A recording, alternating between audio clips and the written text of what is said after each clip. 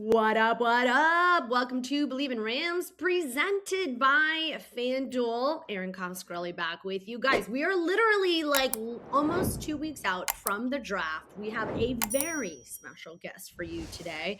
But first, my partner in crime, Ryan Anderson. How are you doing, Ryan? I'm great. It is officially just draft season. There's the league meetings are over. We're focusing in on rounds 1 through 7, baby. Here we go. Yep. We got a lot to break down. And of course, CEO of the Draft Network. Her name is Paige Dimakos. And nailed it. Nailed it. I also have a last name that causes people quite a stir. And so I get it. I understand when sometimes people are a little bit hesitant when there's a lot of vowels in our names. But listen, Paige, how are you? We have to get to so much draft talk about the Rams. But first, I think one of the things that's really interesting, and Ryan and I were talking about, is like how you got here. You've been doing this whole draft thing for a minute before it became super trendy to have all these draft shows. Yeah. No, thanks for having me, guys. Very happy to be here. Very excited to talk about my adopted team, the LA Rams, because I love how they function and their process when it comes to the draft. So we'll get into that. But that's because I've been doing this for a minute. I've been covering the draft since it was in Nashville in 2019. And honestly, I just remember being there and being on this main road that they literally took over Broadway, right? The NFL did. And it was this entire strip that had been turned into this NFL extravaganza. And I just remember looking and going, oh my God, this isn't going anywhere, right? Like this is just the beginning of what can be a spectacular event all year long. And the draft is for all 32. The Super Bowl's for 2. And I tell everybody that all the time. All 32 teams care about the draft. It's the hope springs eternal. Everything that happens at the draft gives you excitement. Cleveland thinks they've got a shot every year at the draft. It ends very quickly when the season starts. So, you've got all 32 teams' attention. And honestly, I told you guys off air, but it is Coachella for football fans. It is the most fun thing that the NFL does. And they've done a really excellent job of building it up, honestly. I'm very impressed with where it's come, and I'm excited to be in Pittsburgh in a couple of weeks. Before we get into it, want to know one of the reasons I love the draft so much is it's kind of like hiring. It's kind of like filling positions of need at your very own company. You got to find people that work together, that fit your culture, that want to be with you. I'm going to tell you a story about Adam Mariucci. If that name sounds familiar, he is the son of Steve Mariucci. I hired him. I was working at Lucky Brand Jeans in the marina in San Francisco. And he came in looking for a part-time job. And one of the things that made him stand out was just how excited he was for the job. He was in a band as well, so he just wanted something part-time. But also very coachable kid. He wanted to learn everything. I taught him all about sales. He became a New York City real estate agent and is a highly successful guy. Using some of the lessons I taught, I put a little feather in my cap about that. If you are hiring, you want a candidate who is passionate about your role, but you can't get that insight from a resume unless you post your job on ZipRecruiter. And now you can try it for free at ZipRecruiter.com/audio. ZipRecruiter's powerful matching technology finds quality candidates quickly. And ZipRecruiter has a new feature that shows you the most interested, qualified first. So you find the right people faster. Candidates can tell you in their own words why they're interested in your job. No wonder ZipRecruiter is the #1 rated hiring site based on G2. 4 out of 5 employers who post on ZipRecruiter get a quality candidate within the first day. Try it for free at ZipRecruiter.com/audio. That's ZipRecruiter.com/audio. Meet your match on ZipRecruiter. Let's get back to this show. So wow. Can we just say excellent ad read? Like I love the transition of understanding like the team structure that happens in the NFL and the transition into the ad read. Well done, Ryan. I was very impressed. Honestly, it was like, and you saw the subtle flex of him like taking Adam Mariucci's he launched his career essentially. Who knew Ryan Anderson really could thrust this guy into the spotlight? I know his dad, Steve Mariucci, is a legend. So that's nice that you helped out the young guy and Yeah. gave him a passion. Hey, Adam, if you're out there, Yeah. just call your dad for me. Let him know. We'll get this reciprocally going back and forth. I love it. But the draft is a lot like ZipRecruiter. I mean, right? So let's get back to it. Yeah, 100%. You've called them your adopted team. Are you here in Los Angeles, or what's drawing you to this team, I guess? So I am from Chicago, so I'm a Bears fan. I grew up in Chicago. I live now in Arizona, but I've gotten to cover this NFC West division for quite some time, since 2013 when I moved out here right out of school. And I just can't tell you how much I appreciated how hard it was for Matthew Stafford to be the quarterback of the Detroit Lions when they were the absolute garbage can of the NFL. And he was so spectacular and did everything right. And anybody who could actually evaluate quarterbacks would tell you that. And I think that's why, for me, when you put Stafford in tandem with Les Snead and Sean McVay, who, to me, I really appreciate and respect the process that they have and how they go about doing the draft. And that is, I think that Les and Sean work together simpatico in a way that doesn't really exist in the NFL. There are very few tandems that work as well and respect each other as much as those two guys do. And there's a reason why it works. There's a reason why they have the ability to really tread the line of, hey, we got to use free agency to bring in a guy like Stafford, but we also have to hit on our draft picks, because you cannot mortgage your whole future and not be able to fill out your roster. And it's a fine balance, but your process for the draft has to be excellent, because you have to hit with the limited picks that they've had. And it wasn't like first round picks don't matter. It was, we know that we can get a surefire quarterback. That's the most important position. We're willing to mortgage these picks, but we got to hit on everything else. And so when you hear them talk about how they approach things and how they do things, I really respect how they approach the game and how ownership stays out of it, which is very unique in this space. So I mean, I have appreciation for the Kroenke family all the way down to how this happens, how they go about it, and really just, getting the process right as much as possible. Yeah, go ahead, Brian. I just wanted to get your kind of take on where you see this team sitting ahead of the draft. What are the top positions of need? Specifically, they have this pick at 13. They haven't had a pick this high in a while, since 2016, when they traded up to go get Jared Goff. So just what are your thoughts on what the team needs, and also prioritizing 13? Where do you think they go with that? God, they were in such a good position, right, with the 2 picks before they even make this move. And then I was all gas on the Trent McDuffie deal. I mean, I thought that was absolutely just a home run for them to shore up and get a sure thing, right, at one of the most important positions on the football field. And then they still have this pick sitting here, right, at 13. It obviously changes course when you hear the news about Puka Nacua, right? I think coming into a couple weeks ago, I felt differently than I do now with that pick at 13. Now I assume and will be very surprised if they do not use that pick to go get the best receiver available on their board.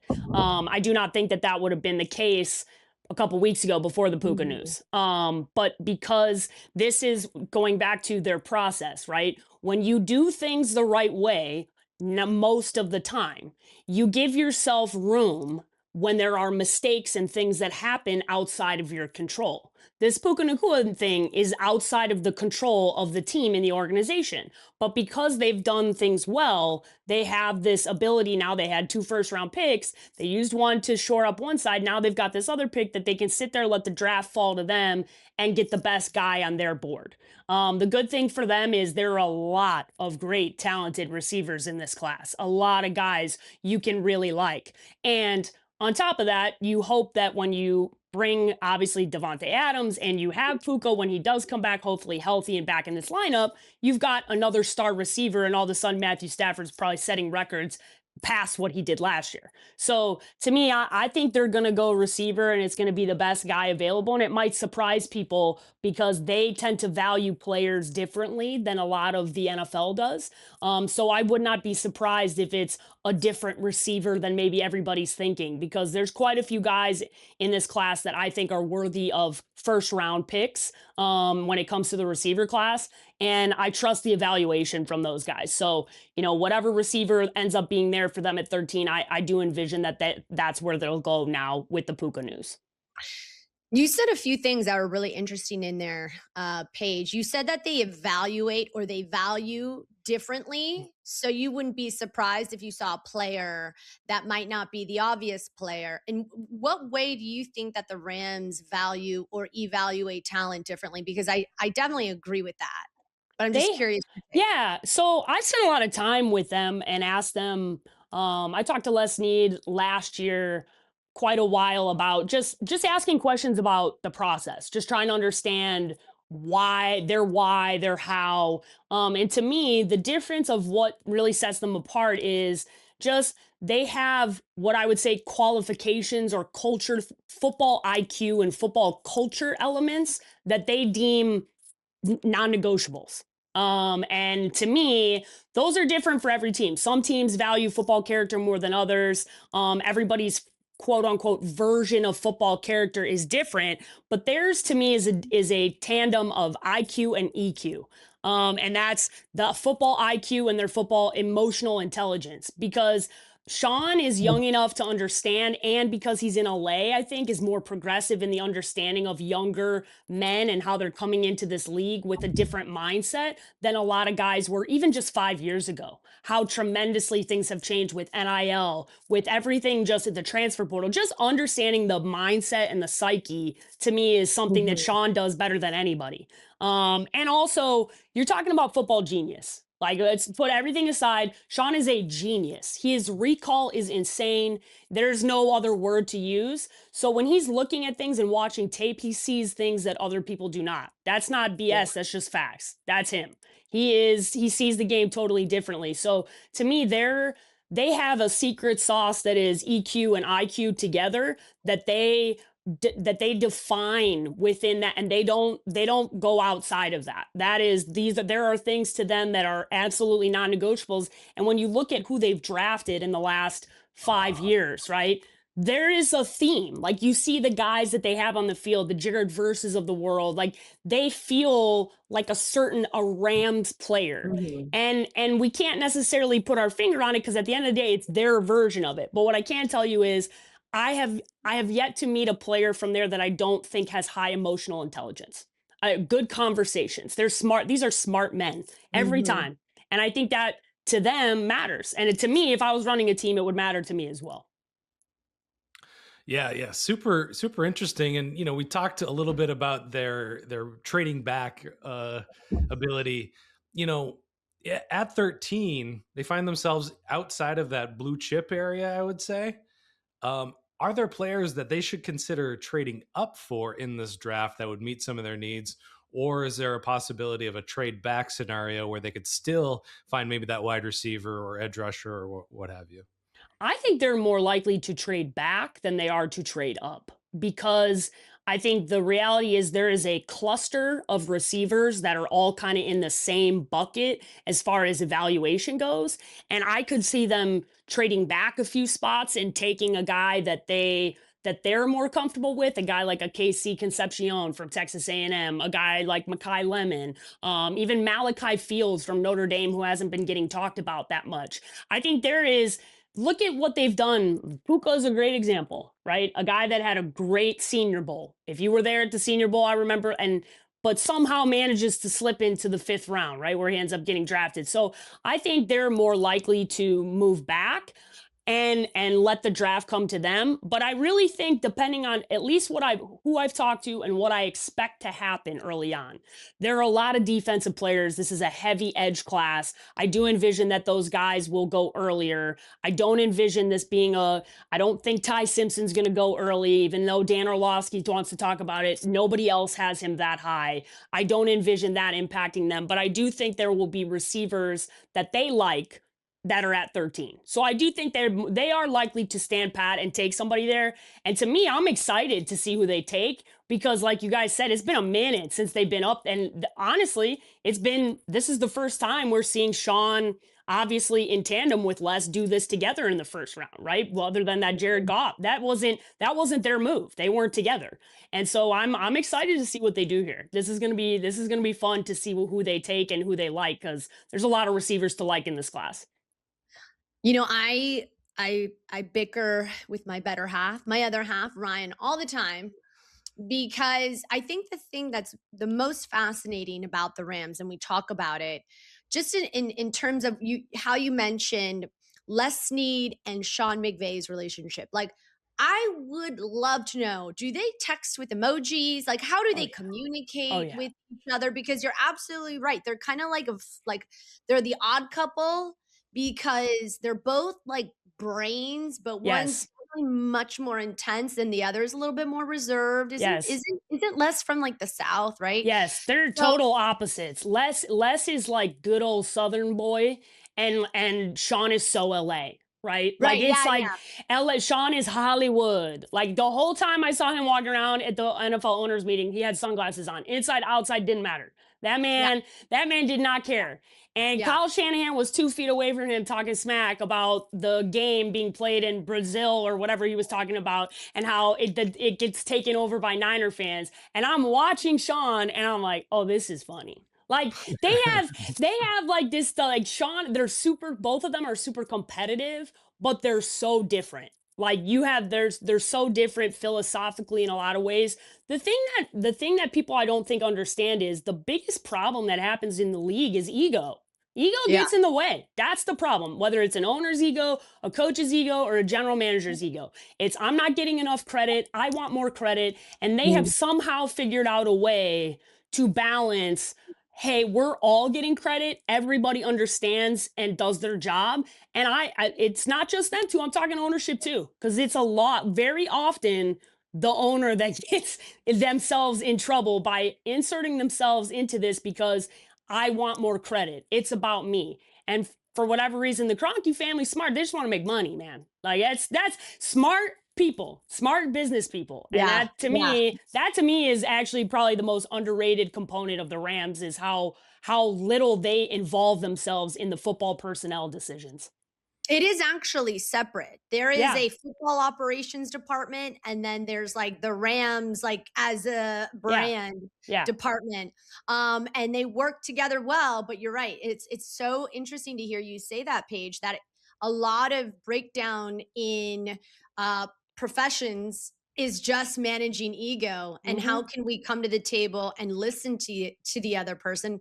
And why it's rare in the NFL is because everybody's competitive. That's why we're here, because we believe we're the best. So how can then I take a back seat to your concept if like this has been working for me my whole life? The other part that I think I do want to touch on, and then Ryan, of course, will get in here, but you know, look, the other dynamic that's very fascinating about the Rams this year, Paige, is what's the future going to look like as they, put their chips in for a Super Bowl run this year. They've got to be mindful of, what could happen the next year, the next 2 years. Is Stafford going to stay? Is he going to play one more year?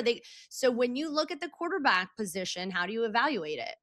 Yeah, I would love for them to get a guy like a Garrett Nussmeier later on in the draft, a guy whose football IQ is very, very high, a coach's son, kind of fits all the things that they tend to value and really like, and give Garrett the opportunity to just get his confidence back. This is not a guy who doesn't know how to play. Look at the 2024 tape. He was a top 10 pick in 2024. That's how we were discussing Garrett Nussmeier. He did not forget how to play football. Things were very bad. He was injured. Brian Kelly has some of the most tumultuous coaching decisions and the chaos and the nature of what was going on at LSU. And also look at the roster that he was on. This was not the Jamar Chase, Justin Jefferson LSU team last year.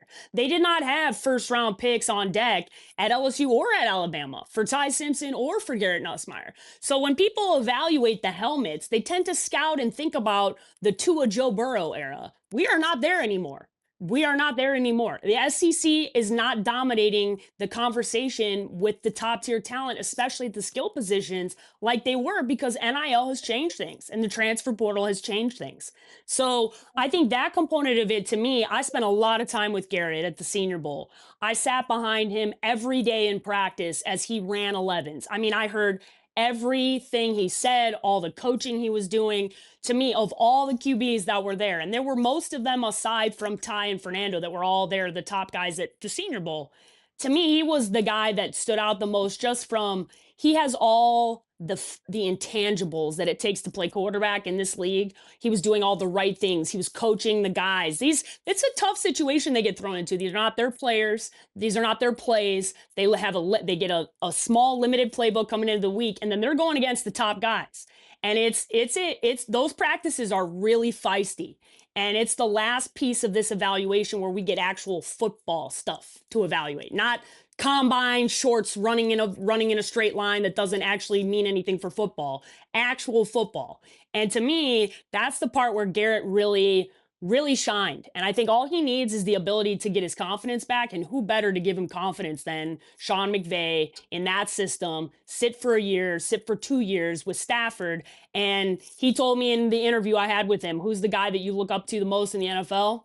Matthew Stafford. What a story if that ends up happening. I love that. Just to recall, I believe Jordan Rodriguez wrote about the Rams using emojis in their draft process and in evaluating players, using certain things to denote certain attributes that players have. So to your question, Erin, I bet they have some emojis. That's my girl. That's my girl. Former intern of mine at Arizona Sports. The two of us worked together back in the day. She's a superstar. That's why it's so fun. We always laugh. We're like, it's so funny because the two of us love ball so much, and we just have both gravitated towards the Rams, and now look at where she is. So I'm happy for her. But yeah, she is the person that told me about the emoji thing. Yeah. This is very much a pro Jordan Rodriguez Rams podcast. 1,000%. Can't get more pro Jordan. Can't get more pro Jordan. No. Absolutely not. Yeah, I mean, you bring up the NFC West. Currently, per FanDuel Sports, they are 1, 2, and 3 to win the NFC. Just the conference in general. You know, we know kind of where the Rams are sitting. Those two other teams on the other side of this draft, in your prediction, who's coming out on the other side of this draft looking scarier, in terms of their roster additions? Yeah, to me, the team that needs to address things the most is the Seahawks, given how many people have left that roster, right? I don't think we can just sit here, and that's another team and another organization that has really good process. They've done an excellent job over the last 5 years in their drafts. They've done an excellent job bolstering that defense and getting kind of what I would say is the nastiest defense. You may not want to quantify them as the best defense and whatever, but to me, they're the nastiest defense from top to bottom in how they approach things. And you saw that in that Super Bowl. They have some serious issues to address, including, I know they want to pretend like Kenneth Walker wasn't a big deal, but he was the Super Bowl MVP, right? So they've got some pretty significant concerns and things that I think in this draft they got to answer these questions. And so I'm looking at them with intrigue. The Niners are always very interesting, right? You've got the Trent Williams conversation, and are they going to be looking to start to think about the future for them at that position? Because it's going to happen, right? You can't just keep Trent's 38 years old, I think. Like, at some point, you're going to have to figure out, like, he's either not coming back, they're still figuring out what's going on there. If it's not this year, it's going to be in the very near future, and Brock Purdy needs to be protected. Obviously, they went and they addressed some of the things in free agency. They've still got some holes on this roster, to me, that I think by far and away the Rams have put themselves as one, and then I'm waiting to see what the Seahawks and the Niners do in this draft to evaluate who I deem to be the 2 spot. Because to me, there's a pretty significant drop-off. I know the Seahawks won the Super Bowl, but they've been cherry-picked. That roster got torn apart in free agency. There are many, many people that left that team. And to me, you cannot bank on Sam Darnold being the version of himself that he was without making sure you shore up that running back room, make sure you have the right guys in that room, and make sure you continue to build that defense out. I mean, great questions. That was what I was gonna ask, is how do you foresee how things have, I would say the team that hit the best in free agency, certainly in the most competitive division, which I would say is the NFC West, are the Rams. You've got Yeah. to feel pretty good now heading into the draft. The other thing that you mentioned, which is previously before the Puka news, you weren't really 100% sure they were going to go wide receiver. And look, the Rams always like to throw a little wrench in our plans. They always like to try to get us like a decoy of some kind. And sometimes it works. I will say that. But now we have this information with regards to Puka Nacua. And I mean, not that long ago, they were talking about bringing in another receiver, trading Devontae for him. So all of these pieces sort of have to make sense with Matthew Stafford, who's going to be the heir apparent. When you look at the draft of this year's draft, who, again, even talks about a tight end, which I guess is interesting, even though, they have a guy like Terrence Ferguson. I guess for me, my question for you if Kenyon Sadiq is there at 13, I'm running to the podium. I mean, sprinting to the podium to say yes, please. Like right, because I can't even. He could be another, different ball game. Like I'm talking freaking nature. I watch him work out here. Sorry to interrupt you, but that's how excited I am about Kenyon Sadiq. Like I'm talking, I watched him here. He worked out at Exos in Phoenix. So this is a guy I watched, I don't know, 3 to 4 days a week for 8 weeks leading up to the combine. There are certain players that when they do things, they make everything look effortless. And those are, I'm talking since 2019, I've probably seen maybe 4 guys that I would put in that category. Kenyon Sadiq's one of those guys. He's just so fluid as a mover athletically. His athleticism is off the charts. What he can do on the football field, that's you take that and you put that in tandem with what you see on tape as far as what he was able to do. And as much as I like Dante Moore, there was some up and down moments from that offense this year. There was not consistency across the board. When you talk about throwing the football to you and you look at Matthew Stafford and what that could look like. I love a 2 tight end set with Terrence Ferguson and Kenyon Sadiq. All of a sudden, this becomes totally, I mean, I'm like, can't even imagine the abilities that Sean McVay has when you start looking at what that could look like. And that's been run a lot in the NFL. If you look at what the Bears were doing last year with Colston Loveland, what the Colts were doing with Tyler Warren, even Brock Bowers over the last few years, there's been some very impactful tight ends. So yeah, if at 13, for whatever reason, Kenyon ends up slipping there, it would be hard to say no. It would be really hard to say no to that guy as far as just an explosive playmaker. Yeah. How do you feel about that, Ryan? I mean, there's so many tight ends on this team already. I know. That's the problem. That's the problem. And, if you think about the evolution of their offense, they wanted to play 12 personnel. I know. Early on when they drafted Gerald Everett. They ended up getting this guy named Cooper Kupp, and they were like, this guy can do it all. Yep. Cooper Kupp went on to be a legend. Jared Everett is a journeyman through the league. This 13 personnel thing, what does it look like when you got Ferguson and Sadiq in there? And then also, let's say Colby Parkinson and Tyler Higbee. This is a very interesting wrinkle that the offense can really operate a lot of crazy, fluid, positionless stuff out of. And I know that's always been one of those things McVay has wanted to. He's drafted these hyper athletic tight ends in the past, experimental rounds is what I'll call them, day 3 guys, but this kid's very exciting. Yeah, it would be very different because to me, there's nothing, the difference with McVay to me than what like Shanahan does is Shanahan's system. There's been very little evolution over the last few years, right? Sean changes what he does routinely. And he evolves constantly, and he's constantly watching the college game and the NFL game to pick up on little things and how he can best tweak what he does best on offense with the personnel that he has. So yeah, while you look at it and you go, yeah, tight end's not anywhere close to being a team need, right? It just, from an athleticism standpoint, you're talking about the impact of a receiver tight end in Kenyon Sadiq, even with Eli Stowers, who I think it is not going to go that early, but he's very, very athletic, very good, can run all the routes on the route tree. So it's going to be very interesting because I know a lot of teams are looking at Kenyon as a hybrid because of just of how impactful he is on the football field. But we'll see. I think if I had to take a guess, if gun to my head right now, they're taking a receiver at 13, and it's going to be the best receiver on their board. And like I said at the beginning of the show, you just don't be surprised if it's not who everybody else has as the number one guy, right? Yeah. And nothing about the Rams have ever been conventional, right? No. So, No. they don't go to the combine. They do a million things just differently. And I have a feeling, Ryan, this draft will be no different. Yeah, I'm right there with you. And that's no I'm different just from with my the other. popcorn. I just get to I watch and know. see what they do and be like, it's gonna make sense. I mean, and they're gonna get it to work correctly. So I have very little concern at this point. You can't. They've given you the thing that I would tell Rams fans that are listening to the show is you have to give grace to this organization because they've earned it.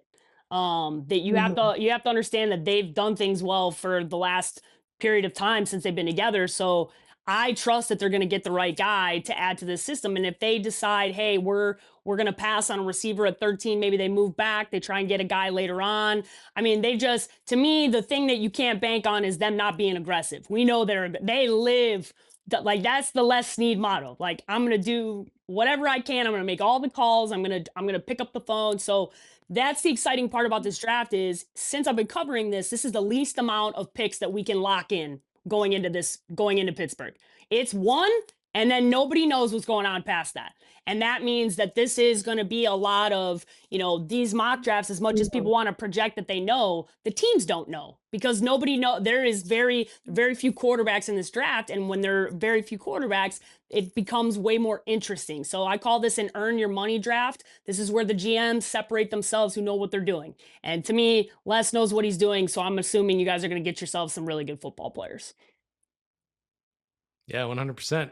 Guys, definitely go check out the Draft Network. They've got their top 100 up there. They got the mock draft machine. You can put it together. They've got a 7-round mock up from your writer there, Jamie Eisen, I believe is who. Eisner, yep. Eisner, who authored that. Really, really great resource out there for all things draft content. Appreciate that, guys. It's a good time of the year. If you're a Rams fan, you just head on over to the draftnetwork.com, hit mock draft machine. You can send me your mocks. I'll grade them. It's one of my favorite things to do. You get an auto grade now at the end. So after you complete it, we're giving you a grade based off of our rankings. So we're A through F, just telling you what we think you did. So that's been fun to watch the fans because the fans love to play general manager, man. That's what they want. They want to say, I did this, right? So show us. We love seeing it. And nothing is more complimentary when you feel like you're about as smart as Les Snead because he really is 100%. one of the smartest in the room. Paige, thank you so much for jumping on. We'll have to have her back, Ryan, when the draft is over, which will be here in a couple of weeks. All right, you guys, thanks for listening to Believe in Rams. For Ryan Anderson and Paige Dimakos. Nope, that's not right. Dimakos. You did it right at the beginning. You did it right at the beginning of the show, girl. So close. Erin Coscarelli. All right, we'll be with you next time. Thanks, guys.